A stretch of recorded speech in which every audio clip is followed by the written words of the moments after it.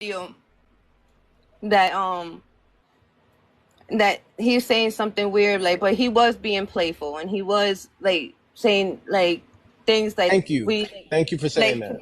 to laugh. Like we were like that's something we both laughed at. Like that's something that didn't make me feel uncomfortable about him. I said 1,000 times that Okay. I did not get essayed by Cory. Is that we lived together for about 2.5 months. She did me dirty. That's a story for another time, and I moved out. But during that time, she was actively dating somebody else, one of our mutual friends. And then right after they broke up, she was dating someone else. So how is your ex emotionally manipulating you if you're currently dating somebody else?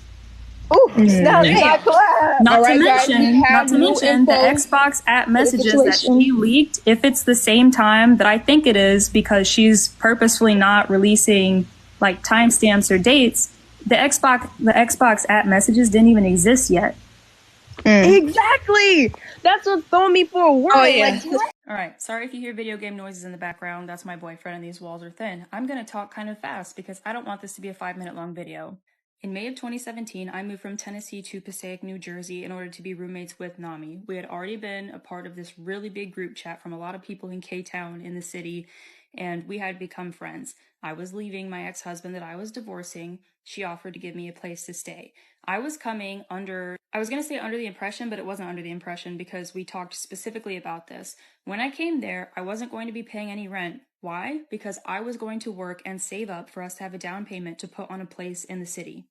Mind you, going back and forth between the city to Passaic on the bus every single day is actually pretty expensive. So at the time, a guy that I was casually seeing, who in the future ended up being my daughter's father, I would stay with him during the week when I was working in the city. So, because a train from the city into Brooklyn is way cheaper than taking a bus back and forth to Passaic. About a month into that, we started having a little bit of a breakdown because I do think that she thought that when I was there, we were going to be able to hang out more and be like the best of friends. And that really didn't happen because I was working a lot. I was working really hard towards saving up money for us to have that down payment because, mind you, I came to New York with $500 in my bank account. And then it sort of became this thing where she was telling other people in our friend group that I was becoming standoffish, I didn't want to hang out with her, that I was just using her. And so it ended up becoming this sort of situation where she was like, okay, if this is how it's going to be, I want you to start paying rent. And I said, okay, I'll start paying rent. Mind you, we are renting a room out of an apartment, not renting an entire apartment. She and I are sharing a room out of an apartment. Some of you guys who are from New Jersey know exactly what I'm talking about. I don't remember now because this was 8 years ago. I think she's maybe paying $500 a month, $600 a month, and I agreed to pay half for the rent for that room. Every week since we made that agreement, for one reason or another, I was not allowed to go back there. I tried to go back there to do my laundry. I wasn't allowed to. There were a few nights I wanted to go back there to sleep overnight there, spend time with her, and I would tell her that, and she would say, no, my boyfriend's coming over. No, I'm not going to be there. I'm going to be somewhere else, yada yada. There was once or twice where I actually went back there because I needed some space from the guy I was seeing at the time, and I was staying there during the week, and I wasn't even allowed to sleep in the room. I had to sleep on the couch in the living room. So within like 4 or 5 weeks of that, I was like, okay, I'm just going to move out. Clearly this isn't working. I'm going to show you the screenshots right now of a conversation we had about that. And the reason I don't have any more than these 2 screenshots is because this was 8 years ago. If you've ever used Kakao Talk, you'll know that if you don't back up your messages, once you switch phones and open up a new Kakao Talk, I've had like 4 or 5 phones since then, it doesn't back up the messages. This is just what I happen to have saved from my screenshots because I had to prove to my friend group what actually happened. I'm gonna just move my face out of the way here. So I told her August 2017, I'm coming late Friday. It will be around maybe 2 because I work late. And that's like 2 in the morning, okay? All I ask is that I can get in the room for maybe 30 minutes and I'll be out because I'm grabbing my stuff to move out. All I had with me was 1 suitcase that I was living out of. She said, I work as well, and okay, are you giving me the money you said you'd give me? You don't have to ask to come. It's not a problem. It's more so communication issues between you and I. She says that, but whenever I asked if I could come stay in the room that I was supposed to start paying rent for, there would be some excuse why I couldn't come. I said, you won't really have to worry about that anymore. I'll see you then. She said, LOL, okay, I told you move in with Will a while ago. Don't worry, I'll take your things out for you and put it in a box outside the room. I said, my suitcase will work fine. Spoiler alert, she did not take my stuff and put it in a box outside of the room. She actually hid it somewhere in the apartment, so I had to call her for her to come home in the middle of the night and get the suitcase for me. I'll finish that part up here in a second. She said, my hands are clean, okay? Okay, still stuff in box outside my room. I said, I never said they were dirty. You can do it or I can. Either way, I'll have to double check that I have everything and it will be Friday. Spoiler alert, I didn't have everything. I'm pretty sure she stole the power cord to my PlayStation, but whatever. And I need the money you said you'd give me. And I told her right here, I said I'd pay half of room rent for staying with you. I haven't been allowed to come home or even had to leave, as in I came to get stuff and I wasn't allowed to spend the night in the room I was supposed to be paying for 3 out of the 5 last weeks. And I say 3 out of the 5 last weeks because in those last 2 weeks, I didn't even attempt. So by the end of that, no, I did not pay her half of the rent for the room because the entirety of that 5 weeks, I wasn't even actually able to come home and stay in the room that I was supposedly paying for. If anything, I should have been paying rent to my baby daddy, who I was seeing at the time, who was allowing me to stay with him. Not to mention that 2 a.m. rescue of my... We were in the pouring rain waiting for the bus to go back home. Me and my ex. So then she took this situation to our giant friend group of 120 people, and without posting screenshots or anything, because there's no way she would have been able to post them without making herself look bad, said that I owed her money, that I used her. A few people told me that she said I had stolen from her. And that was that. I wasn't going to put up with that. The people who were closer to me, who knew that that was probably not the way it went down, did come to me and ask me, and I showed them these screenshots. The people who cared enough to ask, and they saw these screenshots, they knew that that was not the case. Anyone who didn't care enough to ask, I'm just one of those people, I'm going to let you think what you want to think. But yeah, that's basically the way that that went. So her taking things, taking situations, and twisting it in order to create a sob story for herself. This is not the first time that that's happened. I am not the only person that she's done this to. And as far as I know, a lot of those bridges for the people who stayed friends with her were burned not that shortly after I left the friend group.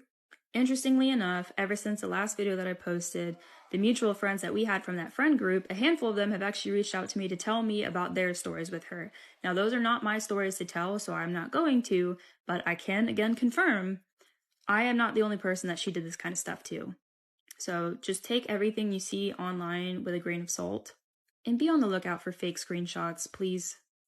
I had literally just posted a video about my experience with a woman who accused CoryxKenshin of emotional abuse and found out that apparently you guys managed to figure it out and weasel it out of her within 7 hours that she was lying. Let me add a little bit of extra third-party context here. This is little 21-year-old me and Nami at the time. Notice that the side of her head is shaved. I'm saying this because even though the timeline wasn't confirmed based off of the videos that she posted and the messages that she was trying to circulate not having a timestamp, I'm pretty sure this was around the time I lived with her, if not slightly before. When we did live together, she did very briefly tell me about Cory, but more in we didn't actually date, we just kind of talked, but because he was busy with YouTube stuff, it didn't work out. I never thought anything of that. It's been 8 years. I have never thought about that moment again until just now. And the reason I'm thinking about that just now is because not only did she do me insanely dirty for the 2.5 months that we lived together, and that can be a whole other story time for a whole other video, but while I lived with her, before I even moved out here in May of 2017, she was already actively dating someone, a mutual friend of ours who I will not name because he's not into the drama. It's been 8 years. And then immediately after they broke up, she was dating somebody else. So things just didn't really add up, you know what I'm saying? Not to mention, there's going to be a lot of people who know her and are going to be able to call her out because we had a humongous friend group in K-Town in New York. So really interesting to see how many people are willing to come out and tell you guys that they know for a fact that she's lying because she's just always kind of been a shady person. And it really sucks because it's already really hard to get people to believe women when they accuse someone, even if they have empirical proof. She has just set us back. I don't even know how far. Really disappointing to see that after 8 years you really have not changed as a person, Nami. See, and now you look stupid. And now y'all look dumb. This is my biggest pet peeve about the internet. All you people who want to claim act like you guys care so much about all these topics and don't give a didn't even take the time to read what she wrote, because you would have already knew that she never said that that Cory did anything like that. Never said that. And now she clarifies it for you stupid motherfuckers. But you guys got to get all these tweets off and all these TikTok videos just added random to someone else's story for the sake of your own entertainment. while sitting there pretending you care about the victim oh so much. For what? Likes and engagement? This is not to be played with. What the is wrong with y'all on here? You guys do not care. You don't care. You drive insane. I hate you. Oh my God, I hate y'all. You are the worst. You make the internet way worse than it needs to be because you guys all get on soapbox and just wax poetic while simultaneously not giving a go to hell, like dead ass. Like, I hate all you people. Oh my God, bro. This is why I stayed my black ass on Vine. What's wrong with y'all, nigga? Ooh.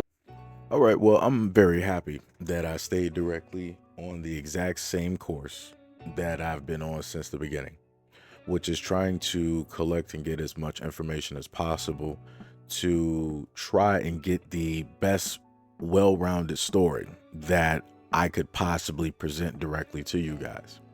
And within less than 24 hours of the woman making the allegations or the insinuations in the videos, again, I've shown those directly in the previous video.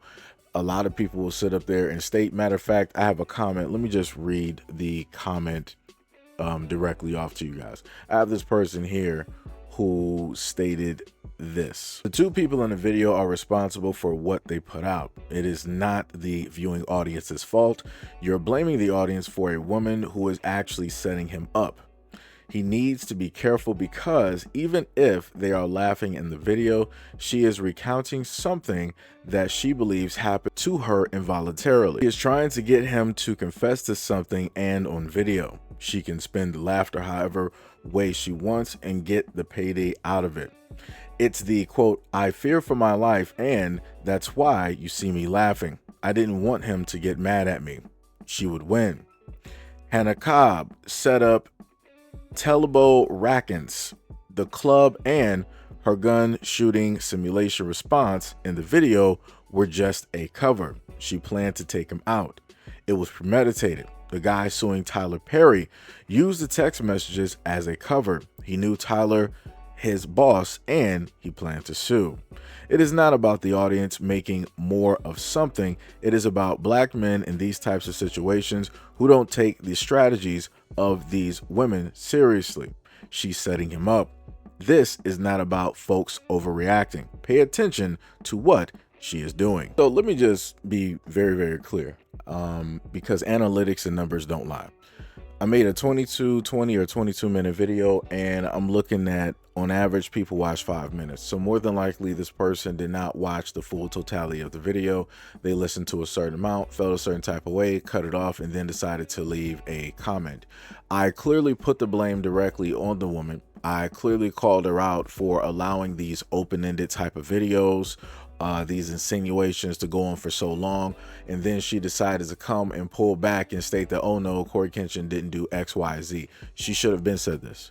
I clearly stated that directly in a 22 or 22 minute video that I made. Again, it's very nerve-wracking that as a content creator, you can take out the time to get as much information as possible, make statements directly in the video to clarify your position and what it is that you are stating directly to the audience, and then people will still opt to not pay attention, to not listen, and then just write whatever and make it seem as though that I'm just primarily putting 100% of the blame directly on the people. No, I put it directly everywhere, and I specifically made sure to put the blame directly on those who want to spin some type of narrative directly out there by way of an individual, quote unquote, this panda girl, deciding to make a video, an open-ended video, talking about some bacon avocado, and then having this slow motion video, I dated CoryxKenshin and he did something very bad to me and I'm not the only one. What do you think that those out there in the audience are going to perceive that to mean? What do you think that people in the audience are going to perceive and basically view that directly as? Again, as I stated before, it's just like how they have movies, and then they'll decide to have an open-ended end of the movie so that the audience can figure it out for themselves, or they can write their own theories. That's exactly what took place here. And because, like I've stated before, critical thinking does not seem to exist, This is why you have all of these people out here saying stuff. This is why I highlighted the fact that you had the one black girl up there wanting to state, oh, you know, I'm a victim and a survivor of this. And, you know, because of this, because of her stance and whatever it is that she went through, she feels automatically that it has to be true because she's inserting herself and her situation into that in order to formulate some type of bond, right? Where people go through these types of deals, right? Trauma bonding. And she decided to straight out say that CoryxKenshin is this, that, and the third, and she had no type of proof. This is what I'm talking about. That's very dangerous. That is on the audience. That is on the people with their perception without critical thinking decide to put out falsified information and allegations on a whole nother individual of which they don't know. So like I said, if I tell you that these people are at fault as well for running their mouths online, for presenting or making a presentation without any shred of evidence or facts, I mean just that. And when I mean that they should be held liable for outlandishly stating something so ignorant and stupid, I mean just that. And I stand directly on that because that's insane. That is 100% insane. And like I said before, like I said, it gets very tiring when you do your due diligence and people still want to act as though that they're calling you out on something and they're not calling you out on nothing.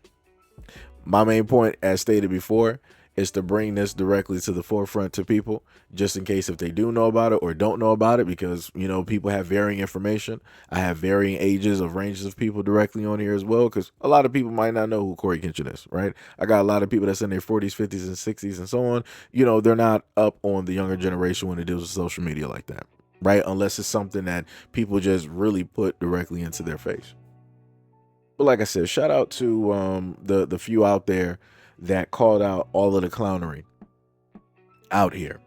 And I also wanted to showcase this due to the fact that you have a lot of individuals out there who state that they are fans or that they really care about you, and they're just waiting for one thing so that they can just flip. And that's what I was able to see and witness within a 24-hour span. It's the most insane thing possible. You got literally a content creator that was automatically presented as guilty, right, by way of her and everybody on social media without any due diligence.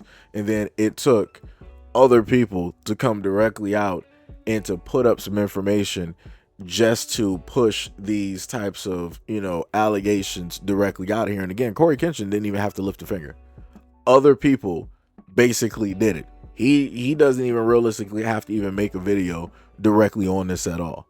I can only imagine at this moment in time what his comment section looks like on all of his social media, because I promise you that a lot of these people were just saying what dot or whatever and all types of crazy stuff.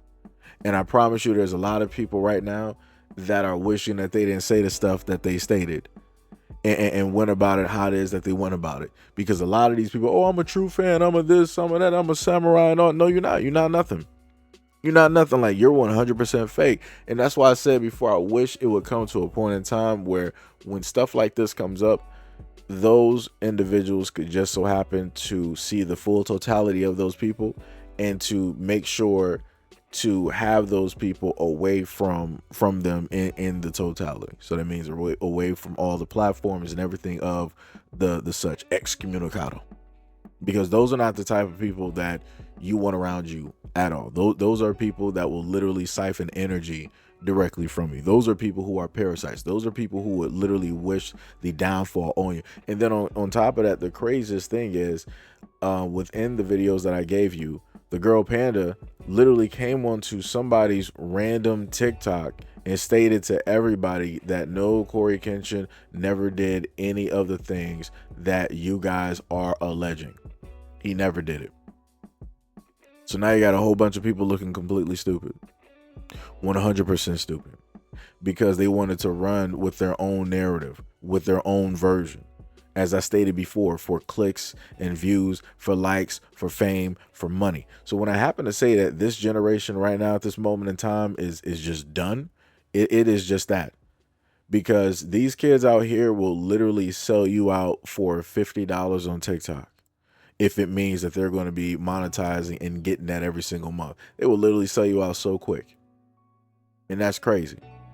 I will say this, CoryxKenshin is one of the most non-problematic YouTubers I have ever seen in my life. The dude stays directly to himself. He keeps his private life private, and he stays directly out of anybody else's business. And it further shows that people don't actually respect or like people who mind their business. They want to try to find something wrong with the person. They want to try to act as though that the person is weird or all this other. Like I said, he's not the type of person that likes chaos. There's nothing wrong with that. Everybody else obviously loves chaos. This is why people feed into drama. This is why people fed directly into this and was hoping the worst so that they can be proved right, so that they can continue to make content and make money directly off. Like I said, it's the same thing I've been seeing for several years, and it never fails. It's crazy.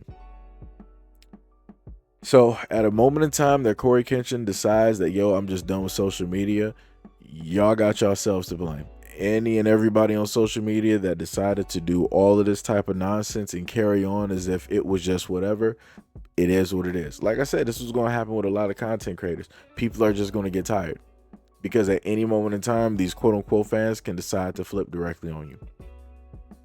But anyways, let me know what you guys think about this video and everything that I stated in the comment description below. And as always, peace, love, and stay tuned for the next video.